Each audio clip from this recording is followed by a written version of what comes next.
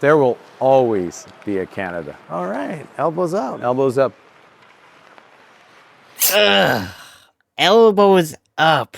Like, what does this gesture even mean? Heyo, and welcome to today, where I'm gonna take a little bit of a quick trip around good old lanes of mockery upon Mark Carney. And the first video that we're gonna check out here, which y'all can see right now, I haven't actually watched. I did see it, and my dad actually did tell me about the 25 million loan, so we're gonna listen to this. I'm probably gonna pause every once in a while because things pop in my brain. Usually I'll watch the videos and then comment on it, but this time you're gonna get my unadulterated comments on it.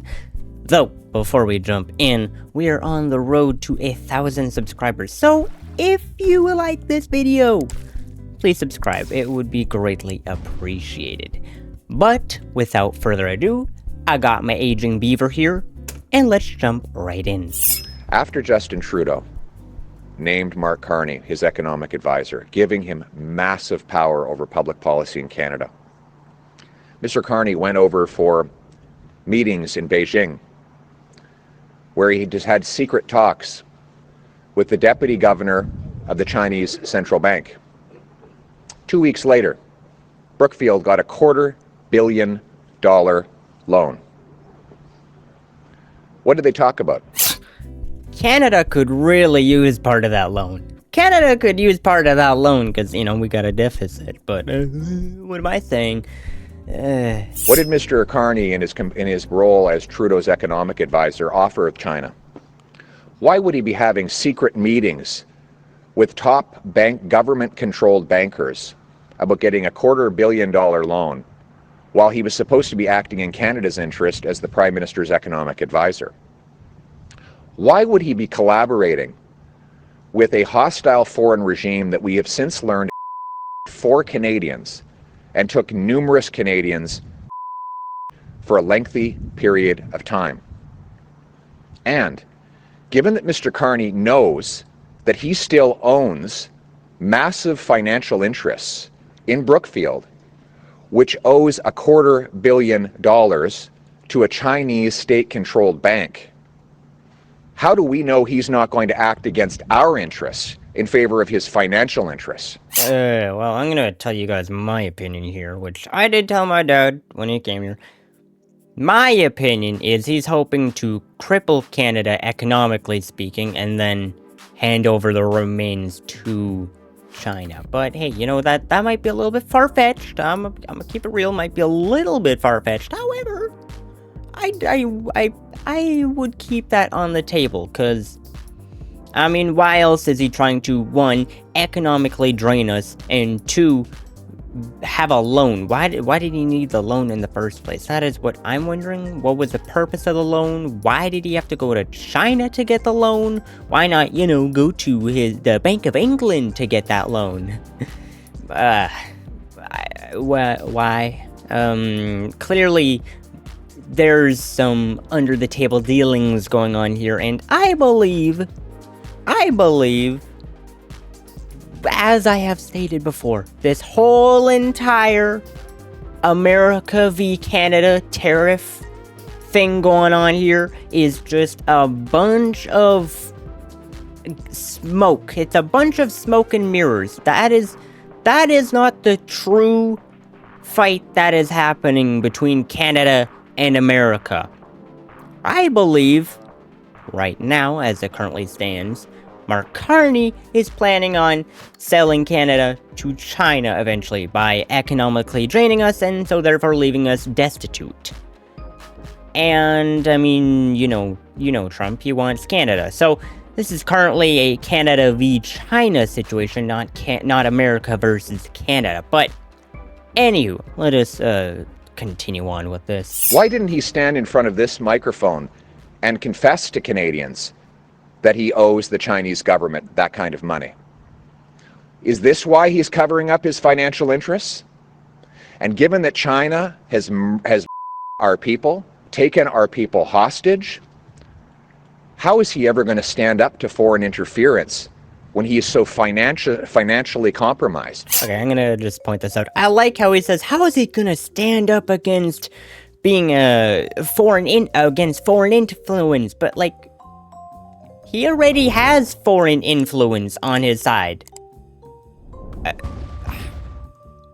He already has it. He's had it since the beginning. He has it clearly by the main fact that the two candidates who are going to upend his leadership were kicked off for inexplicable reasons. So, he has foreign influence. We know this. It isn't just a matter of how will he stand up against it. He's already crippled by it. We have never in our history had a weak, out-of-touch leader so terribly compromised and conflicted, whose interests go against our national interests. And I call on Mr. Carney right now to come before a microphone today and explain if this loan is still in place and if he still has those Brookfield assets that he had up until a few weeks ago. Because we cannot trust someone.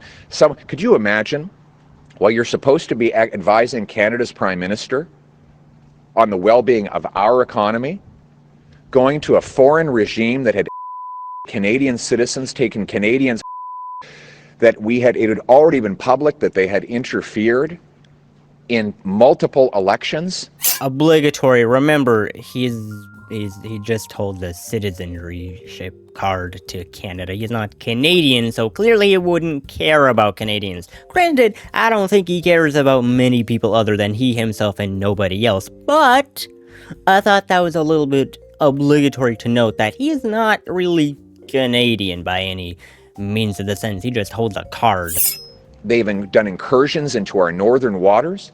Mark Carney will never be able to protect our national interests because he has massive financial conflicts of interest overseas. What we need now is not to give the Liberals a fourth term with a weak and compromised leader. What we need is a Prime Minister who will put Canada first for a change. You know, I said a lot of things, but I do have to say, he's right on the money. He's right on the money, and I don't disagree with a lot of what he said there. So, I obviously I nitpicked a bit, nitpicked here, nitpicked over there, but you know, they're sometimes always important, so I'm just gonna put them out there. And yeah, I think that is a bit interesting as to how compromised Mark Carney truly is. It is. We went from Justin Trudeau, who was, I mean, I would say to a point, compromised by his father's shadow, but now we have Mark Carney, who is compromised by China's shadow.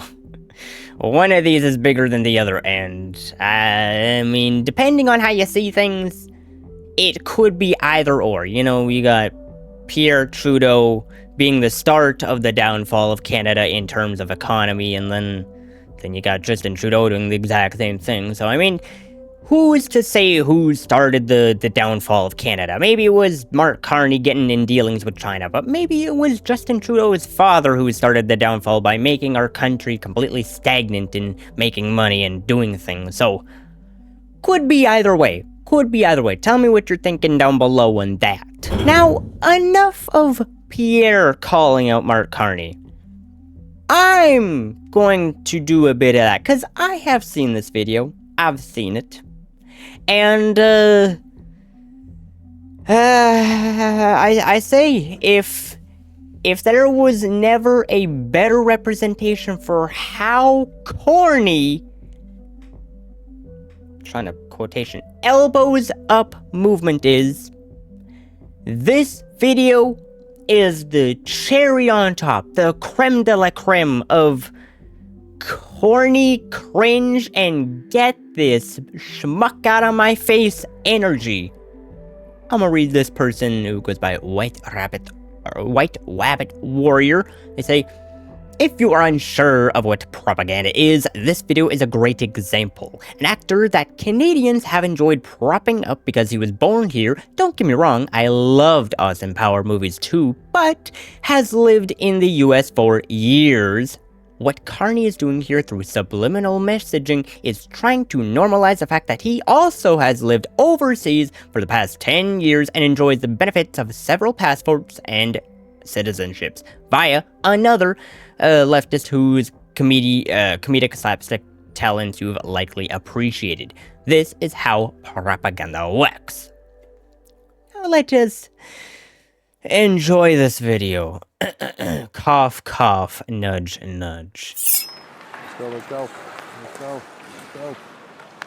Mr. Prime Minister, Mike Myers, what are you doing here? I just thought I'd come up and check on things. You live in the States, Yeah, but I'll always be Canadian. but you live in the States. Yeah, so? Do you remember Mr. Dressup? The children's show on CBC? What were the names of Mr. Dressup's two puppet friends? Casey and Finnegan? Bud, Spud? Howie, Meeker? Capital Saskatchewan. Regina? Tragically. Pip?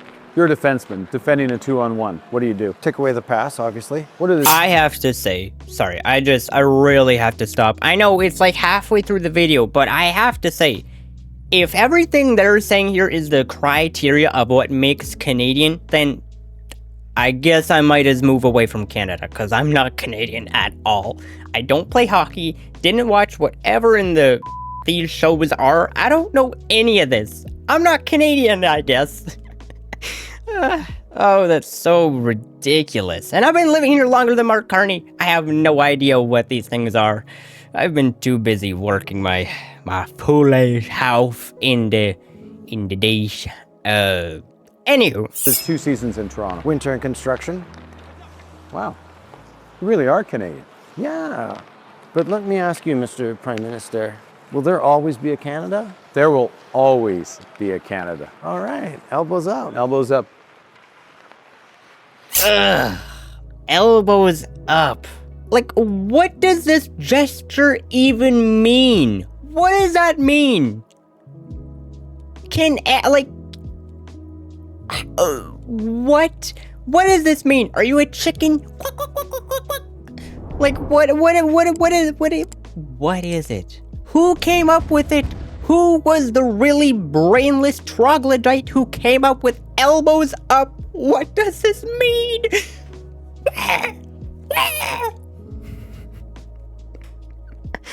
They couldn't even try and create a symbolism of a beaver with their hands or anything. They went with what? What is it?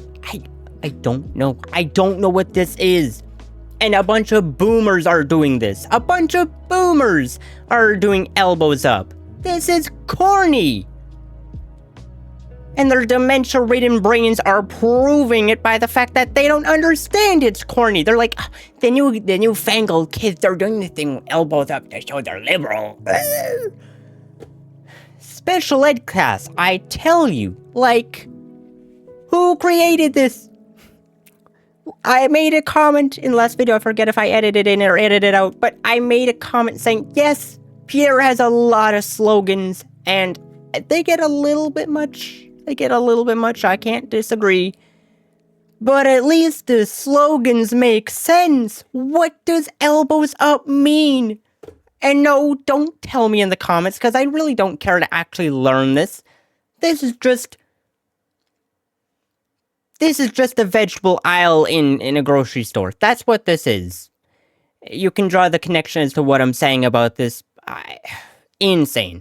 And they actually think they're doing something by doing elbows up. Like, what does this mean? What are you doing, like, a YMCA, but you're crippled? Like, ain't no way I just said that. Oh, man. Now, on a little bit different news, almost to tie this video up to the near end, recently, the Brotherhood of Boilermakers have endorsed Pierre Poilievre, which is interesting because they're a union. A pretty big union at that. And a union is now supporting conservatives. You know it is bad when unions are supporting conservatives, because they don't really do that thing. But here, let me read what he said about that. Wow. I am deeply moved to have the endorsement from one of Canada's greatest unions, the International Brotherhood of Boilermakers. They will help build the pipelines, the nuclear and LNG plants to help us build an economic fortress against America and other threats. Let's put Canada first for a change. But to end this off, there's just one more video that we're gonna take a quick ol' listen to where this person breaks down a recent thing that Pierre Poilievre is promising, which they say in the chat, breaking. Pierre Poilievre is promising a 15% average income tax cut for Canadians. How? By eliminating the waste and bureaucracy that we have so much of in this government and put our own money back into our pockets. What do you think of this? Now we shall listen. This is breaking news. Pierre Poilievre just announced a 15% tax cut for Canadians. That's going to be the average tax cut of the federal income taxes that you pay, and it's going to be on reducing the lower income tax brackets. Now, what that means for everybody is that if you are in those lower brackets, you will feel this more, but everybody is going to feel this because of our ratcheting tax system where it's marginal tax rate. So everybody pays into those lower tax brackets. So everybody's going to get this benefit. And what I love best about this policy is he is going to pay this policy off by reducing the immense amount of fraud, waste, and government bureaucracy that we know we have so much of in this country. And we're going to put our own money back in our pockets. This is massive. That is pretty dope to hear. We're gonna make money. You know, I pointed this out in the last video, but the Liberals, they want the poverty line to continue to grow, but within the Conservatives, it just so happens to be that we want the poverty line to decline. I don't know who is supporting Liberal. I do. It's old people. It's not young people who are supporting Liberals at this rate. It's only old people. And the reason why it's only old people is because Liberals are typically the people for, like, free healthcare and stuff. And that's what old people care about. But, I mean, it's also old people without children who are voting Liberal. Because if they're old and they have children, they're probably going to vote Conservative because they care about their grandchildren and so on and so forth. But that's kind of just a suspicion. I don't know. I don't have any proof on that. Just a suspicion. Tell me what you think of that suspicion down below. But it is awesome to hear that we are going to be getting more money so that we are able to float amidst everything else going on. And that, sorry, I say we will, but like hopefully Pierre will get in and then that will happen, which will be great. And it is just more frosting on the cake for why we need to come out in droves and vote for Pierre. Need him in. We need him in and need Carney out of here. And so, this is where I'm gonna leave it off. I thought this was kind of fun to listen to as it shows a brighter future for Canadians, everyone alike. But tell me what you are thinking down below.